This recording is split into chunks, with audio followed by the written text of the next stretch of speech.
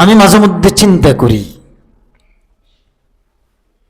এত সম্পদ, এত স্বর্ণ, এত গয়না, এত টাকা, এত পয়সা, এত বাপ, এত ভঙ্গিমা, এত ক্ষমতা, এই 60-70 বছরের হায়াত, এগুলা সবগুলা কি ধোঁকা না?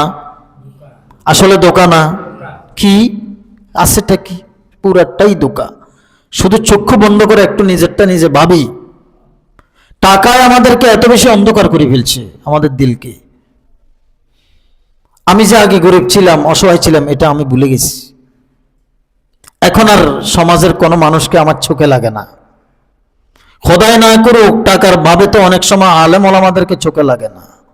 কে আছে না নাই? আলেম ওলামা কারা? চাই আপনি আলেম হয়ে জানতে পারেন কিনা? পারেন কিনা? ও ভাই, একটা জিনিস বুঝার জন্য বলছি, এটা কার দান? আলেম হওয়া। হ্যাঁ, আলেম হয়েছি এটা নিয়ে আবার বাইরে আমি আলেম, আমি আলেম, আমি আলেম, এটারও কিচ্ছু নাই। ধরেন 3 জন প্রতিযোগী, সবাই দৌড় প্রতিযোগিতা দিচ্ছে।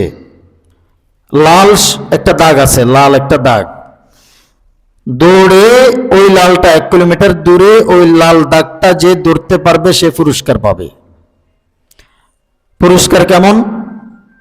ধরে নেন তাকে 1 কোটি টাকা পুরস্কার প্রদান করা হবে।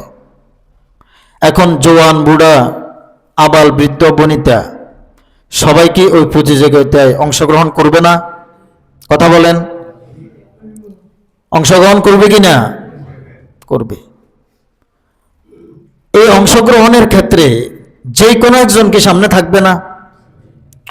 আরে দৌড়ের মধ্যে যে কোনো একজন তো সামনে থাকবে, সে যেই হোক না কেন, একজন না একজন তো সামনে থাকেই। সেই যদি ভাবে থাকে আমি তো কাছাকাছি চলে এসেছি, লাল দাগ তো এখন আমার জন্যই বরাদ্দ, অফিসের আর কেউ পারবে না। আচ্ছা বলেন তো দেখি, এ কি সফল না বিফল? সবাই কথা বলেন। যতই আপনি ভাবে, ভঙ্গিমায় বা পরিবেশে, অবস্থানে অগ্রগামী হন না কেন, আপনার শেষ কাজ লাল দাগটা ছোঁয়া, স্পর্শ করা। ওইটা যদি আপনি সফল হন তখন আপনি পুরস্কার পাবেন। আর যদি ওইটাতে সফল না হন, আপনার কপালে পুরস্কার নাই। তো আমাদের আলেম হওয়া, দিনদার হওয়া, ফরেজগার হওয়া, এই বয়ান করা, এই বয়ান শোনা, এগুলার উদ্দেশ্য আমাদেরও এরকম একটা লাল দাগ সামনে আছে না নাই? সেই লাল দাগের নাম কি? মৃত্যু। সেই লাল দাগের নাম কি? ওই লাল দাগ স্পর্শ করার আগ পর্যন্ত কোন পীর, কোন খতিব, কোন মুফতি, কোন মুহাদ্দিস, কোন শাইখুল হাদিস, কোন মুসলমান এতটুকু নিজের উপর আশ্বস্ত হইতে পারে না যে আমি হেদায়েত ইয়াফতা। পারবে না। কত মুফতি মুহাদ্দিস আছে, আল্লাহ না করুক, আল্লাহ হেফাজত করুক, মাআযাল্লাহ, মৃত্যুর আগে কালিমা নসিব হয় নাই, আছে না নাই? তো সেটার ক্ষেত্রে কি আমি মাহমুদের নাম আসতে পারে না? পারে না। এত ভাবের কি আছে? এটা বুঝলে বহু কিছু সহজ হয়ে যায় ভাই। তখন আর কাউকে নিয়ে চিন্তা করার সুযোগ থাকে না, তখন আর আলঠেলাঠেলির মেজাজ আসে না। আমরা তখন সারাদিন চিন্তা করি কাকে মারি কারে খাই, কাকে মারি কারে খাই, কার দিকে কাজ জমিনকে 1 ইঞ্চির ধাক্কা দিতে পারি, কার ব্যাপারে একটু বদনাম করতে পারি।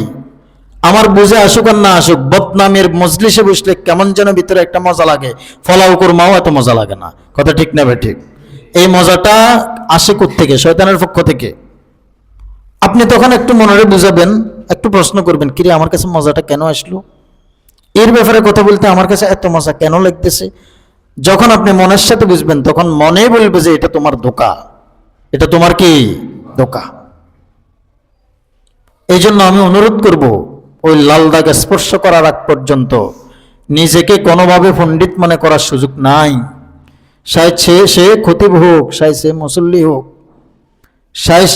সে ফির হোক, সে মুরিদ হোক, কোনো সুযোগ নাই।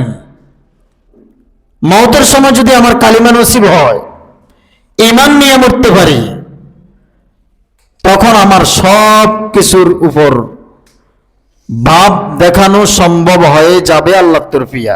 কথা ঠিক না বেঠিক?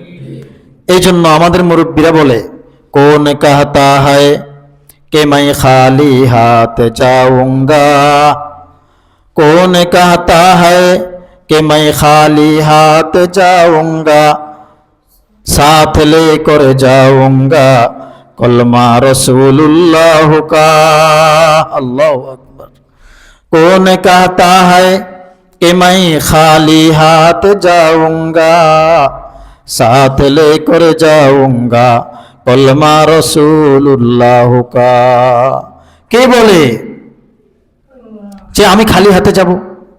আমার যদি চেষ্টা অব্যাহত থাকে, আমার যদি কি থাকে, চেষ্টা অব্যাহত থাকে যে আমার মৃত্যুর সময় আমার জবান দিয়ে কালিমা নসিব হইতেই হবে, আর এটাই আমার চূড়ান্ত সফলতা, এই সফলতার পথে যদি আমি সর্বসময় প্রস্তুতি নিয়ে অগ্রগামী হইতে থাকি, এর প্রস্তুতিমূলক আমি দৈনিক 100 বার 200 বার 500 বার কালিমা পড়ি, দৈনিক 500-1000 বার ইস্তেগফার পড়ি, দৈনিক 500-1000 বার দুরূদ শরীফ পড়ি, চাই সেটা দুরূদ ইব্রাহিম হোক বা অন্য কোনো সঠিক দুরূদ,